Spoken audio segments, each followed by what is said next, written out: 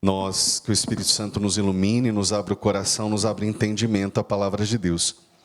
Nós estamos vivendo a 12ª semana do tempo comum, e a palavra vai nos mostrando momentos da história do povo de Israel, para que a gente tenha conhecimento também, mas para que a gente não leia uma história apenas, mas que essa história nos faça enxergar que Deus faz uma história conosco.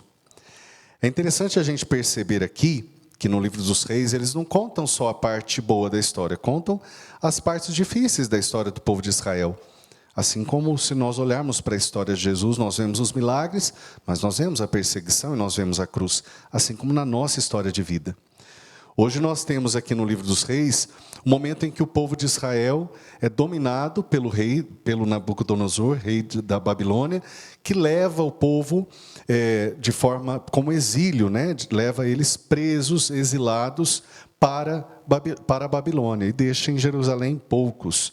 Os mais, diz aqui, os mais pobres, os mais fragilizados. Ele leva os guerreiros, ele leva todos que poderiam empunhar armas, ele leva ferreiros, ele leva pessoas que poderiam, líderes, né? Porque para desestruturar aquele povo. Na verdade, a gente precisa entender que existe ali uma estratégia, né? Uma estratégia. Na vida da gente, na vida de oração, também na vida com Deus, a gente precisa ter estratégias. Nós precisamos aprender como lidar com algumas coisas e entender que existe uma estratégia, né? Até nós temos aqui alguns nomes, né, que misericórdia para fazer a leitura, né? Que os nomes aqui, nome bonito, ó, para filho e para filha, ó, Noestan, Eunatan, Sedecias, Matanias, enfim. Nós temos todo aqui um contexto que está fora da nossa realidade, né? Não é nosso comum. Falar também desse contexto de guerra parece que não é nosso comum. Mas a gente precisa entender que o povo de Israel passou por todas as dificuldades próprias de um povo sem tantos lugares e definições na vida, ainda se formando, se organizando, e passou por histórias difíceis, por momentos difíceis. O momento que nós estamos vivendo hoje é um momento difícil.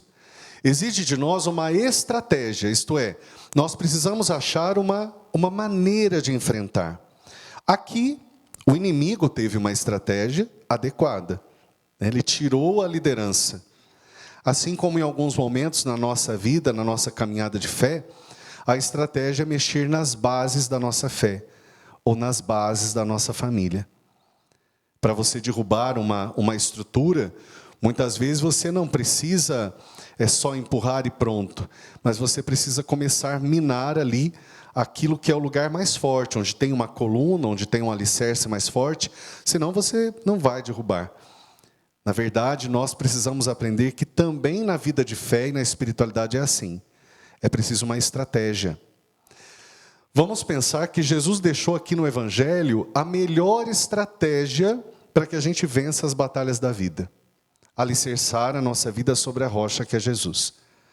Alicerçar a nossa casa, a nossa família, a nossa vida e a vida da nossa casa em Jesus. É um evangelho que nós ouvimos hoje muito usado em casamentos. Porque fala da casa edificada sobre a rocha. E qual é a rocha? Não só falar das coisas do Senhor, mas cumprir as coisas do Senhor, as palavras do Senhor. Quer ver uma comparação simples? Jesus fala do dizer Senhor, Senhor, não vai entrar no reino dos céus. Tem que cumprir. Porque a estratégia não é a palavra, a estratégia é a vida. O melhor instrumento de missão é a vida. O que dá crédito àquilo que você acredita é a vida. A estratégia para estar firme em Deus é a vida, uma vida vivida em Deus. Só que isso é um processo. Nenhum de nós está santo, estamos em processo de santificação, com erros e acertos, com vitórias e com quedas, com fragilidades também. Faz parte do nosso caminho. Mas é preciso que a gente descubra que nós precisamos firmar os nossos passos, ouvir o Senhor. E aí tem um exemplo simples. Quem de nós nunca ouviu alguém dizer assim, eu amo você.